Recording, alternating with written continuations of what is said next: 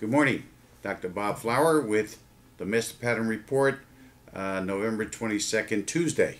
Okay, so our call last week for the Master Pattern, November 17th, was a direct hit for the S&P, as well as for silver. And as we indicated to you last week, we were going to straddle that silver because we're not sure what direction. And it broke down big time. It was down over $2, and here it is again down yesterday over $1. So we're looking at our first resistance level is $28, and our second one is $26. Okay, so we're looking at silver to conceivably break down about that point. Our directional calls have increased significantly, not in all areas and not all the time, but we have the system that we've been working on, this pattern recognition that we've been working on for the last few months is bearing fruit. We have made remarkable strides, and I'm happy to report that I think we'll be able to increase our directional calls in some cases up around the 90% area, which is incredible.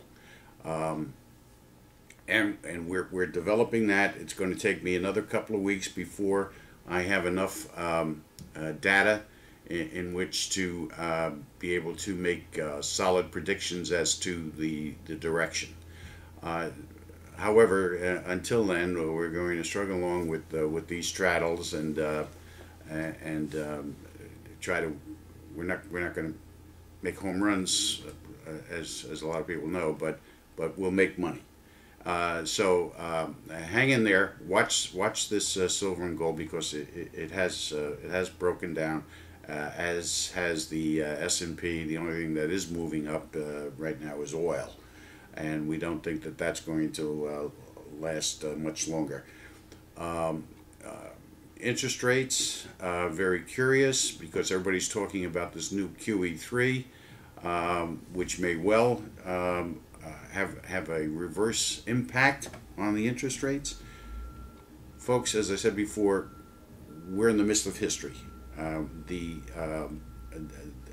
fall and decline of the Roman Empire is reliving itself once again here in the United States. The problem is that it's not just the United States, it's the world right now. So we're looking at a world depression at work here. It doesn't mean that there aren't bargains. It doesn't mean that you can't make money. You can and you will.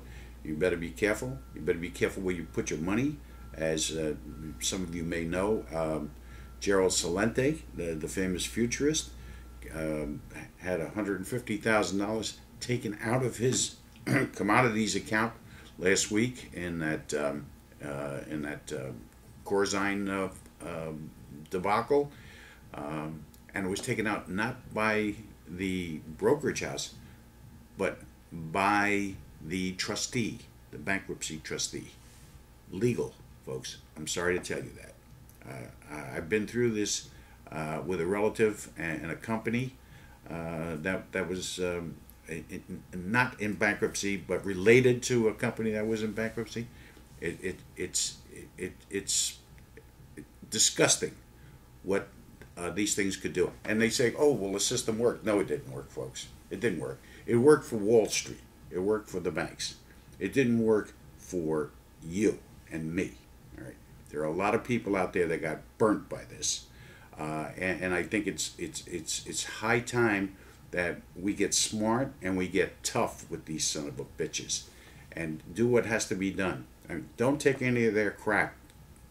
Force them to put in term limits. I did it in a major city in Yonkers, and after I did it, they tried to reverse me, and I fought them again, and I did it again. Get out there and take action. Otherwise, sit back and keep quiet and just eat your pudding and take the beating that you're going to take, okay? But I'm telling you, watch your money. There is nothing safe. Not the banks, not anything. So try and take, and even with Salente, where he was buying gold futures and then taking possession of the gold, look what happened to him. And it's absolutely ridiculous. Go to GeraldSalente.com and or Google him and look up what actually occurred. And he's a good guy to pay attention to, because he's been calling this for a long time. He's calling for much more drastic actions to take place. The failure of the super committee is not only predictable, it's laughable. I mean, these people, and the thing that really gets me is these people think that they're special. You talk to them, they think they're so great. They think they're wonderful. They're the biggest shitheads that ever walked the earth.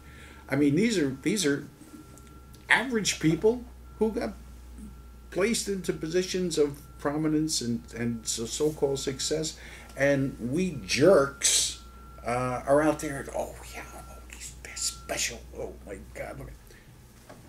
They are no different than your 12th graders.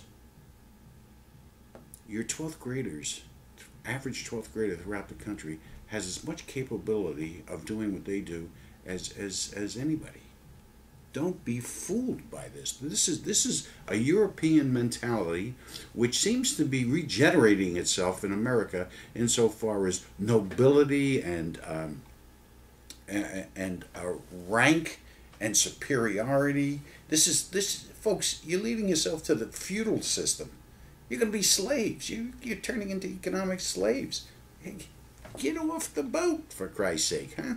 Come on, get onto the land and make things real. Get out there and fight, for Christ's sake. Get up off your goddamn front legs. Get on your hind legs and start doing something. Anything. Call these bastards up every day. Send them emails. Let them know how disgruntled you are. Let them and tell your kids, your grandkids, your parents, and your uncles and your aunts to do the same damn thing. And if they fight with you, fight right back. God damn it! Don't take this crap. This is ridiculous. This country is falling. It's failed. No, we're not failing. We have failed, and now we're just going through the motions of okay. You're going to see a little bit more down in the markets. December, I have a call for you. I'm not sure.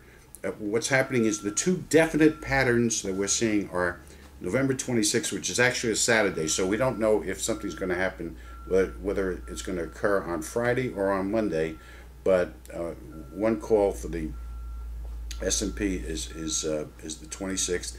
And then for the next week, it's December 3rd, which is another Saturday. But we think it's going to be the 2nd on that one. And I'm going to give you a read on that one because I think that one is going to be up.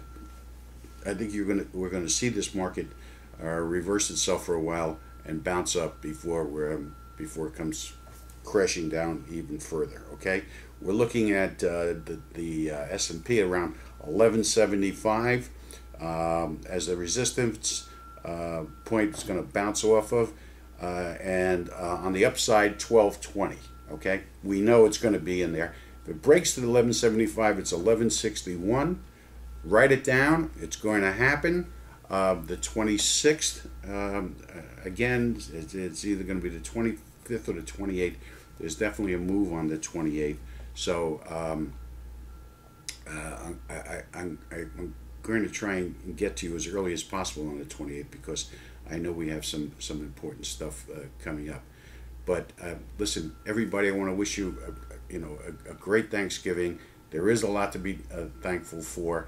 We still have our intelligence and our strength and our spirit, and try and recapture that this Thanksgiving.